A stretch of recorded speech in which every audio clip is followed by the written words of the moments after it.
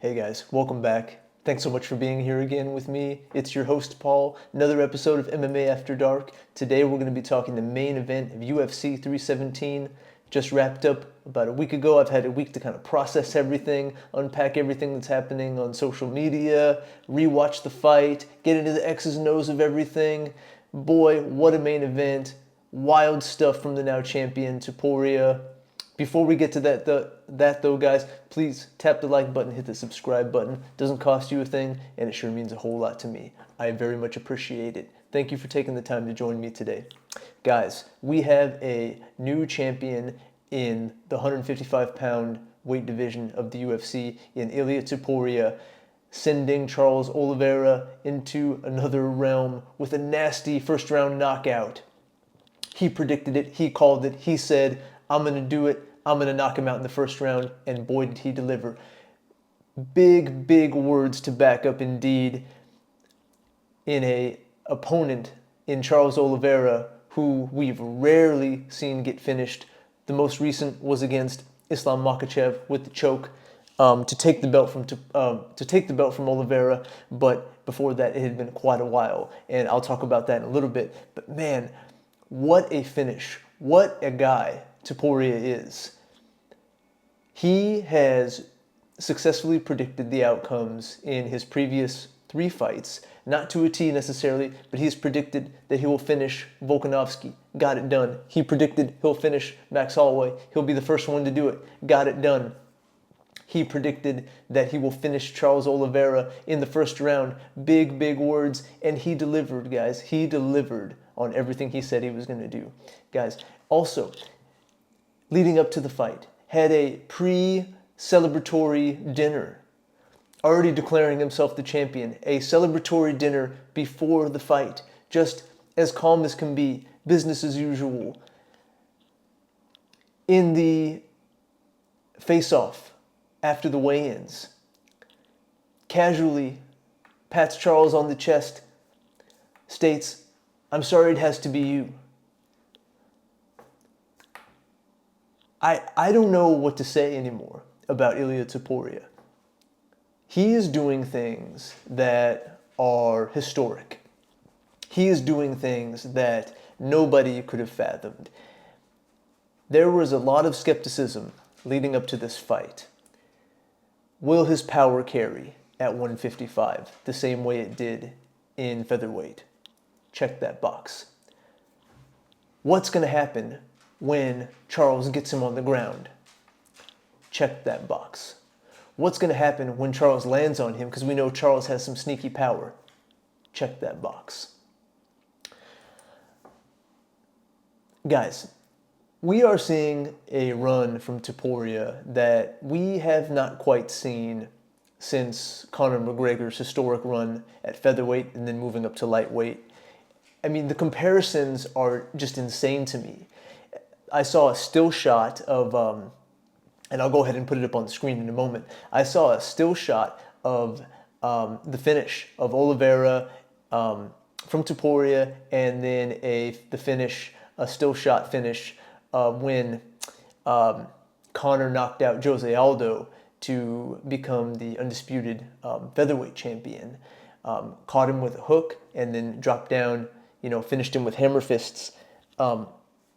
Strikingly, eerily similar in resemblance, right? And just the path this guy is on, the predictions, just the casual stating of things he's going to do, the predictions, the guarantees. I'm going to do this, I'm going to do this, I'm going to do this, and has backed it up every step of the way. Incredible stuff. Guys, I'm not sure what the game plan is to stop this guy. There are some questions about his grappling because we haven't really seen him have to dig that deep into his grappling skill set yet, because he's just been finishing guys left and right. But in this fight, there was a lot of people, a lot of experts, a lot of social media people, a lot of YouTube channels picking Oliveira. And That's not a bad pick. I actually had a tough time with this pick.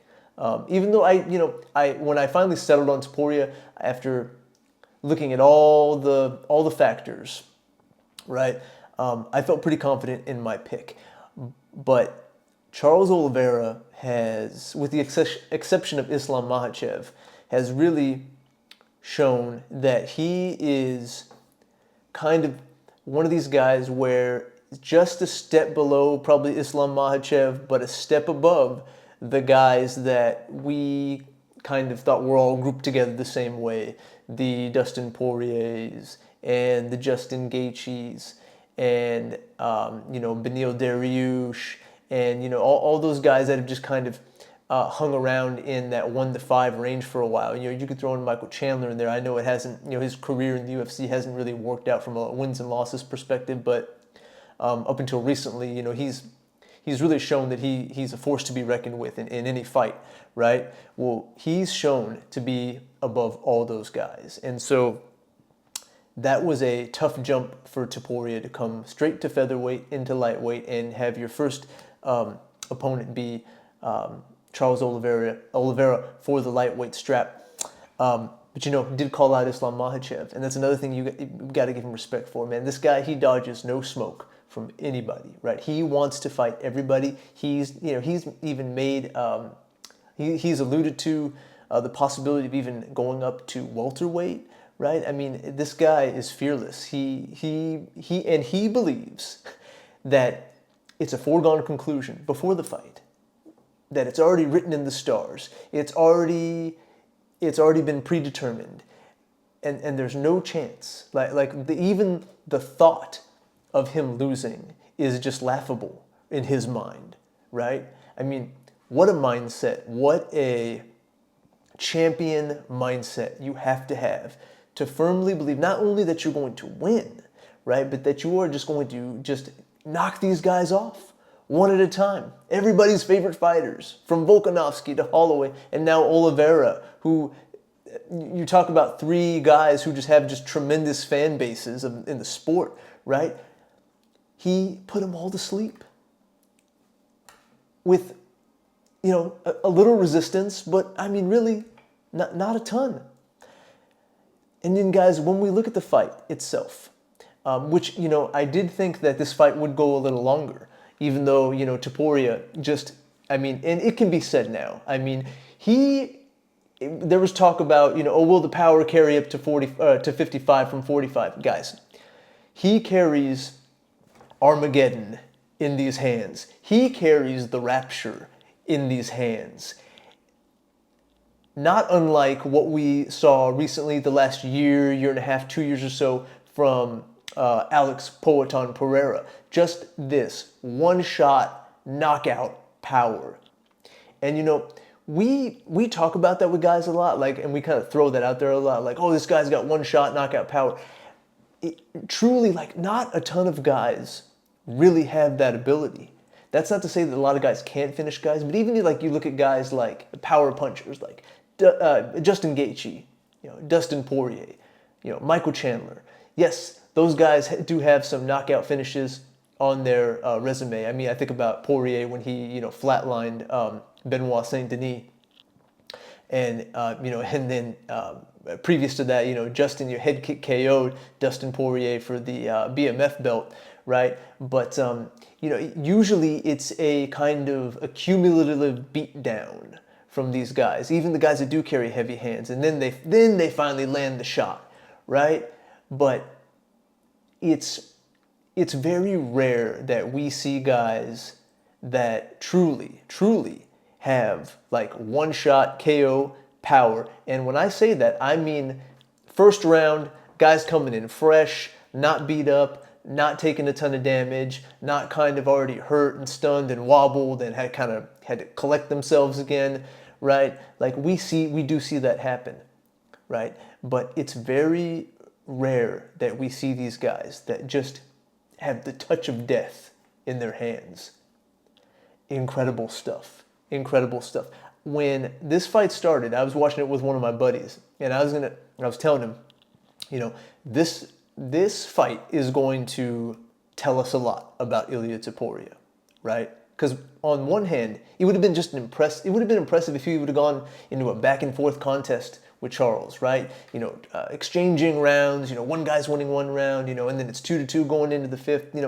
I really thought that while I wouldn't have been surprised if someone told me he would have gotten a finish, I would have thought that maybe, as tough as Charles is, this would have been maybe a finish in the later rounds, maybe after wearing Charles down a bit, right, collecting damage.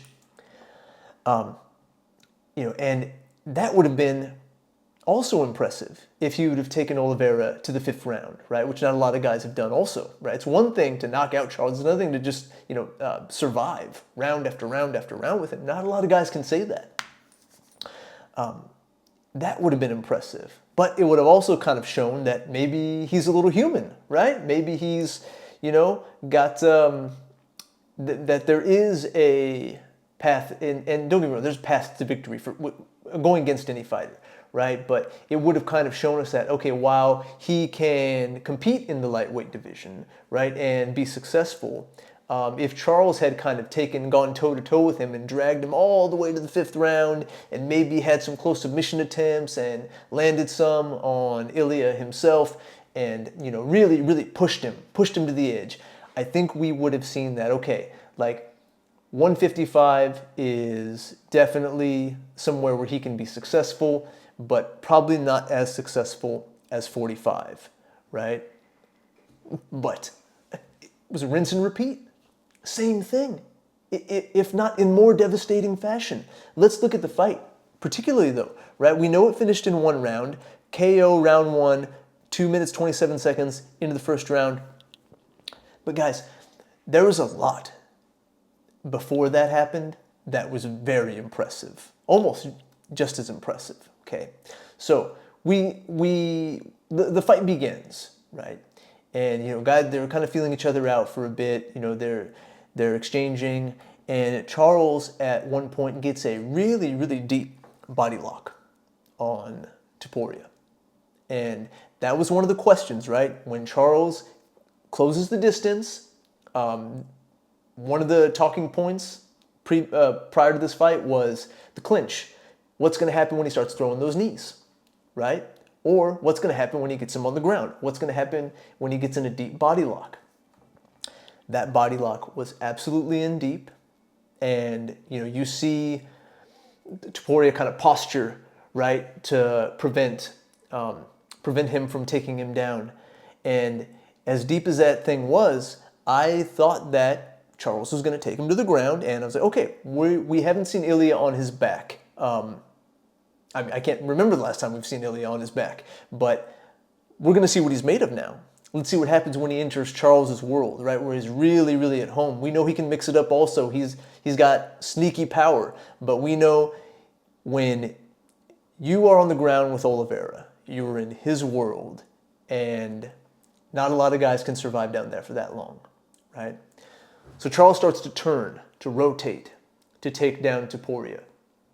And I don't even want to say he got reversed, because I don't know that he ever even started to rotate enough to where it looked like Topuria was on the verge of landing on his back, but somehow he, in a sense, reverses the body lock, lands on top of Oliveira.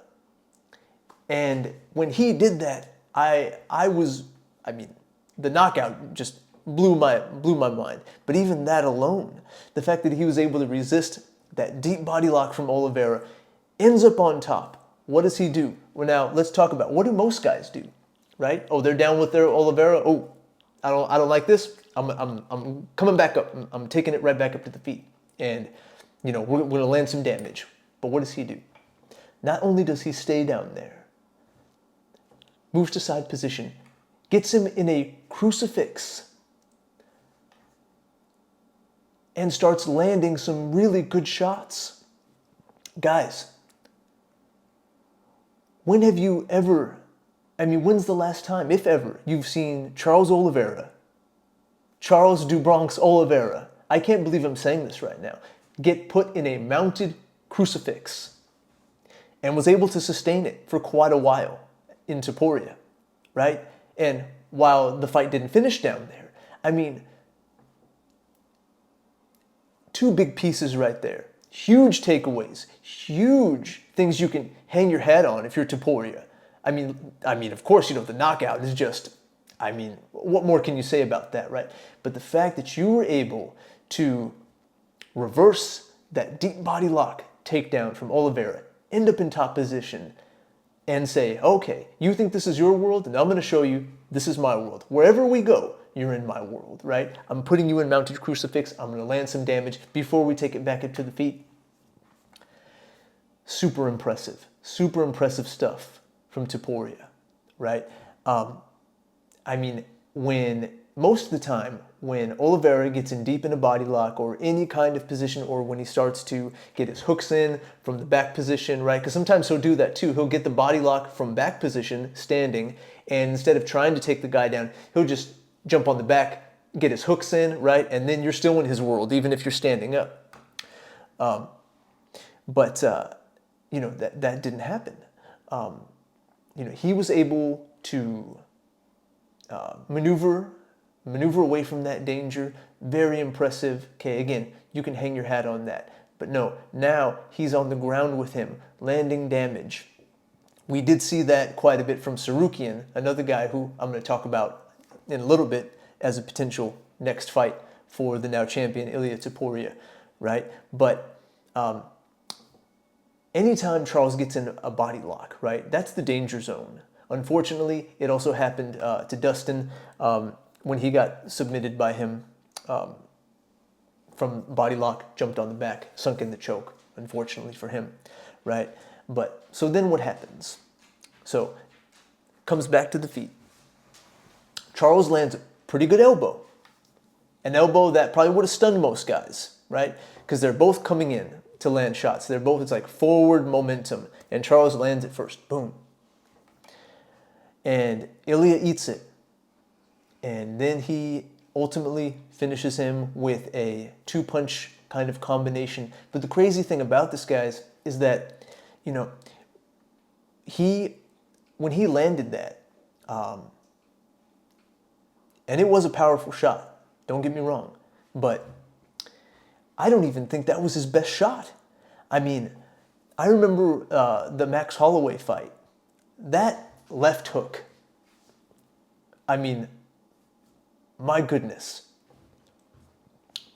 Beautiful form, low center of gravity, perfect rotation, boom.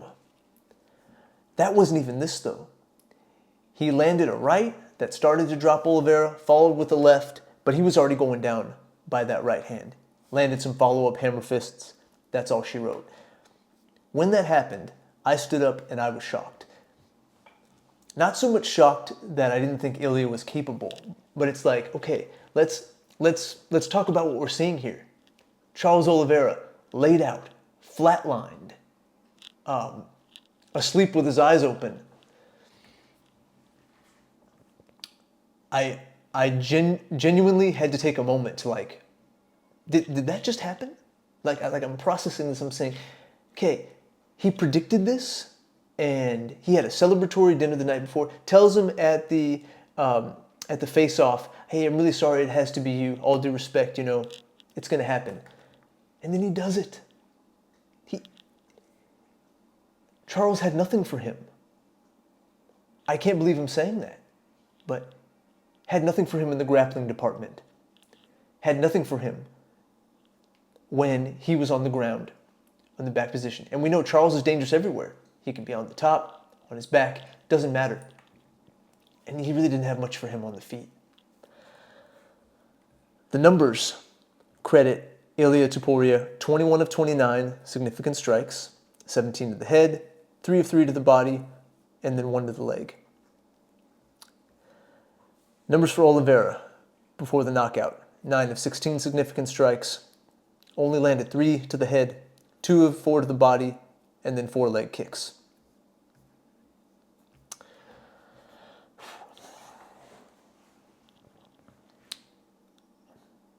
Guys, Ilia Topuria right now is on a historic run. And I think it's important, whether you're a fan of him or I haven't seen too many people online or anything like that that truly just like despise him or anything. I think actually people are starting to kind of come around on him. He first caught my attention when he fought Ryan Hall. I thought he was interesting. I thought he had an interesting skill set, and there was just something about his confidence and him on the mic. And especially like during COVID, he was already talking about, hey, I got my eyes on the championship, right? And just one of these guys that just seems to speak these things into existence and then they occur. He has an incredible belief in himself. He has firmly believed that this was already, and I don't mean necessarily the Oliveira fight, but him being a champion and now two-division champion. Incredible that this was already just foregone conclusion, written in the stars. But guys like this don't come around very often. Not like this. And so I think it's important to appreciate what he's doing right now. Because these runs that guys get on come once in a while, but not very often. And also, most of the guys that go on these kind of runs, typically, before they catch fire, have a couple losses sprinkled in. Guys, he is still undefeated. He is undefeated in his MMA career and undefeated in the UFC in 2 divisions now. It's quite incredible. Guys, Charles Oliveira has been finished before. We saw him get finished from Islam Makhachev when he lost the belt by that arm triangle. Trivia time. When is the last time Charles Oliveira has been knocked out? I will admit, I didn't have the answer to that. I had to go back and look because I had to think. Obviously, I remember the Islam finish. I remember the Arman loss in the split decision. And, obviously, it's been well documented. His run at featherweight was not nearly as good as the lightweight one. And even then, he wasn't one of these guys that just came in and just ran through everybody, right? He was a little bit of a journeyman for a while and then really caught fire, which started that historic win streak back in 2018. And before that historic win streak, you have to go back to 2017, guys. Almost 8 years ago was when he got knocked out by a Mr. Paul Felder, the Irish Dragon, was the last guy to knock out Charles Oliveira with elbows. December 2nd, 2017. That's the last time we've seen Charles Oliveira finished by knockout. Think about the guys he's fought. Yeah. And how impressive that is. Okay, he's fought the likes Kevin Lee. Things haven't panned out well since his fight with Tony Ferguson. At the time, very game opponent. Tony Ferguson. Now, when he fought Tony, yeah, okay. I mean, doesn't need to be said, right? Tony's in a tough spot right now, right? And he was already starting to decline, okay? But then he fights Michael Chandler for that championship after Khabib retired. Michael Chandler was coming off of that KO finish of Dan Hooker, right? So you're getting Chandler, peak of his powers, one-shot KO capability during that time. Finishes him. After that, Dustin Poirier, another big power puncher. After that, Justin Gaethje. After that, Beneil Dariush, guy with actually sneaky power. Arman Tsarukyan, not much of a, knockout power, but has some sneaky power himself, actually. Then fights Michael Chandler again. Guys, the fact that he hadn't been knocked out in almost 8 years is incredible. And then this guy, Ilia Topuria, comes along, who spent most of his career at featherweight, dominates, moves up, and finishes him like that.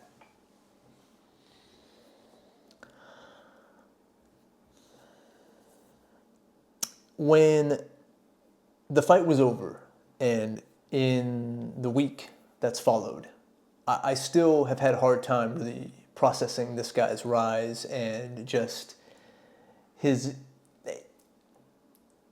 the Conor comparisons are there because Conor was always supremely confident in what was going to happen in his fights, right? Now, not all of them panned out the way that he planned, but it's interesting. Ilia, he's not the guy that's loud at the press conference, the guy that's necessarily like insulting guys or is just looking to make a brash entrance, on the stage or anything like that. I mean, if you talk smack to him, he'll definitely give it back to you.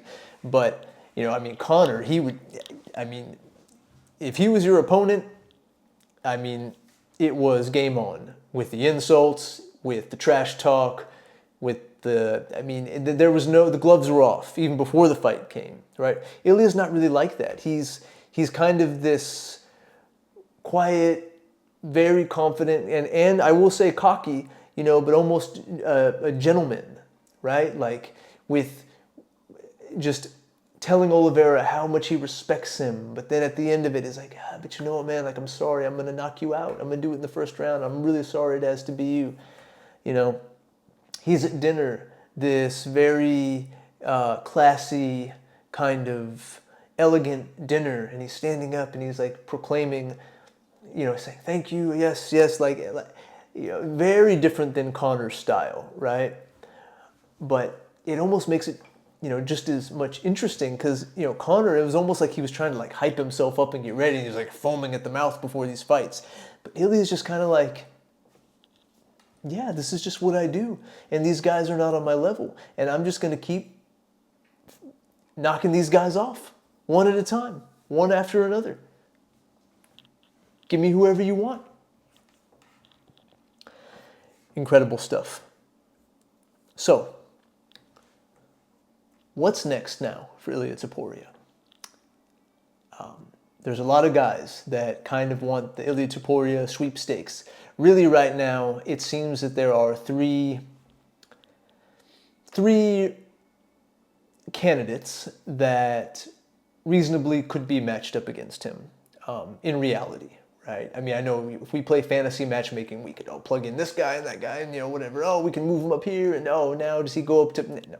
Okay, let's focus on reality.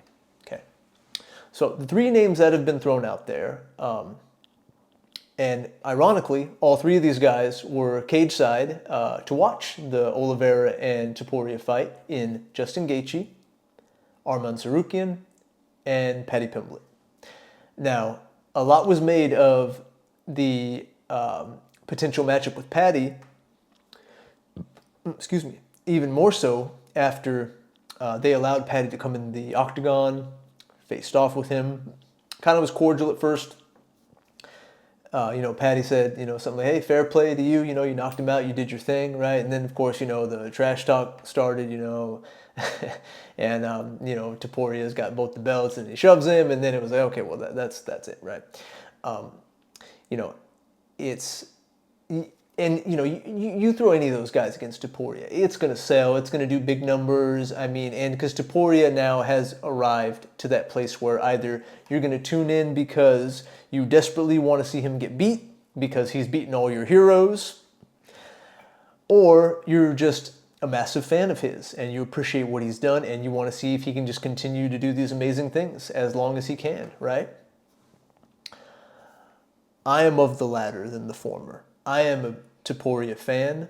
I have been. I appreciate what he's done. I understand the historic relevance and how special his accomplishments are, right? And these guys don't come along very often. So when they do, it's not to say that you have to be a fan or you have to like him, right? We all have our favorites, right? I can tell you some of my favorites. other guys where I'm not as big of a fan of. Not to say that I dislike them or I don't recognize the talent, recognize their ability as fighters, but it's like it's sports, right? We have our guys, we have our teams, we have some guys we resonate with more than others, and that's just how it is, But I appreciate what he is accomplishing right now, and so I want to see how long he can keep this thing going for, right? Because he is on a historic run right now, throughout 2 divisions now, incredible. Getting back to the potential matchups for him, if you throw in Justin Gaethje with him, who's going to complain about that? I mean, that's just fireworks, right? That fight's not going to end up on the ground, if at all, right? And we know Gaethje always brings it, and he is so intent and so desperate to finally get undisputed gold. So that's a possibility. He's called for it. He's even gone as far to say, like, hey, if I don't get the title shot, I'm retiring. Hey, I'm not fighting anymore. These other guys, it's title shot or bust. Dana wasn't a fan of that, said at the press conference, hey, look, if you're even murmuring the words retirement, yeah, you probably should. I hope he doesn't, though. I think Gaethje's got some good fights left in him. And then we get to Arman Tsarukyan. Personally, that's the fight I would like to see next. I think that's probably the most competitive fight for him right now. Arman brings a lot of athleticism, a lot of grappling. He's got sneaky striking too, and he's fast. He's very fast. I think he could present some new challenges that maybe Topuria hasn't seen a whole lot yet. And he technically is the #1 contender. I know he fell out of good graces with a lot of the fans and the UFC after he was matched up against Islam Makhachev and didn't make it to fight night. Dana said it had something to do with the weight miss. Arman emphatically denied that. He said, no, I got injured. Who knows, right? Paddy is definitely the biggest fight spectacle-wise, and of course, they have the history, they have the beef, they really don't like each other. But you know what, though? I don't know how many of you guys caught this, but Topuria said, before he started talking on the mic about Paddy, he had some kind of words for Arman, too. I'm not going to repeat exactly what he said, but he said, hey, there's a such and such in the crowd that, when it comes fight night, my back hurts. And I had to think for a minute, I'm like, oh, he's talking about Arman. So there could be some juice there too, right? And Arman's a guy that'll talk trash too. I think that could be. It's not going to have the fireworks during fight week that him versus Paddy would have, but I think that'd be fun. I'd be curious to see that and the matchup. I want to see. Honestly too, because I want to see a little bit more of Ilia's grappling and see how much he can get dragged into deep waters and continue to be competitive. I think he can. I think it's there. I just think he hasn't had to use it a whole lot yet. But I'm interested in seeing that. But then we get to Paddy Pimblett, right? And man, how incredible would that fight week be? I mean, they're going to just hype up that fight and just promote the heck out of that fight, right? By the time where that first round 1 starts, and referee says, you ready, let's go, man, it's going to be just an emotional dump on the fans, because that's going to be intense. I'm not going to get into the X's and O's too much of these potential matchups. I will in a later video, but I personally would like to see the Arman Tsarukyan fight next. If you book the Paddy fight, you're not going to hear any complaints out of me, guys. It's that fight's fireworks too. But honestly, pull any of those 3 names out of the hat, I wouldn't pick against him for any of those 3 guys. I don't think Paddy has enough to beat him in his bag. I don't think his bag is as deep as Ilia is, or should I say it's not deep enough. He's got a very vast and very and a skill set that is vast and wide, right? But it only goes so deep. And I just don't think that it's going to be enough to beat Ilia. And, I'm just going to kind of leave it at that. I'm not going to get too much into the potential matchup yet. Arman, I've seen him hurt on the feet too much to the point where I would be concerned. I mean, he would almost have to go in and grapple instantly. I don't think he'd want to stand on the feet with him too much. And then Justin, I just think he's just got too much miles on him at this point in his career. I just think his chin has been cracked too much to withstand the bombs of Topuria. I think at a certain point he would catch him and put his lights out. Because we know Justin's not going to wrestle with him. He's going to get in there, and he's going to try to prove a point that I can outbox him, I can stand toe-to-toe with him, and I can beat him. I don't think that's going to happen, though. So, I hope that they book either Arman or Paddy, preferably. That's personal preference on my end, but hey, whoever they pick for him. Now, last thing I'm going to say before I wrap up this video. In a world where anything could happen, and when I say anything, I don't mean necessarily like this is beyond the realm of possibilities, but the fight that they were originally talking about booking before they booked Topuria against Oliveira, Islam Makhachev against Ilia Topuria, the number 1 and number 2, pound for pound, best fighters in the world, both in their primes. I would love to see that fight booked. I mean, that's, and I'm not saying style-wise, but like that's Conor and Khabib, part 2. Those guys are just so good. I mean, and as far as just MMA in general, those guys right now just seem to be just kind of a cut above everybody else. And I would love to see that fight. That's a fascinating fight, and that's a fight that has some heat behind it too. Both guys don't particularly care for each other, right? And that's another thing about Ilia, man. He's not ducking anybody. He's not ducking any of the smoke. I mean, he was happy to fight Charles, but he wanted Islam. He wanted him. He said, give me the number 1 at the time, the number 1 pound for pound guy in the world. Give me him. Give me him to put up against my undefeated record. A lot of guys would probably navigate through that a little bit. Not this guy. This guy's special. Let's appreciate him while he's here. Let's see what happens next. Thanks again for joining me today, guys. If you haven't already, tap the like button, hit the subscribe button. Again, thank you so much for being here. I greatly appreciate it. Happy 4th of July. Be safe out there. I'll see you next time on the next episode of MMA After Dark. Take care.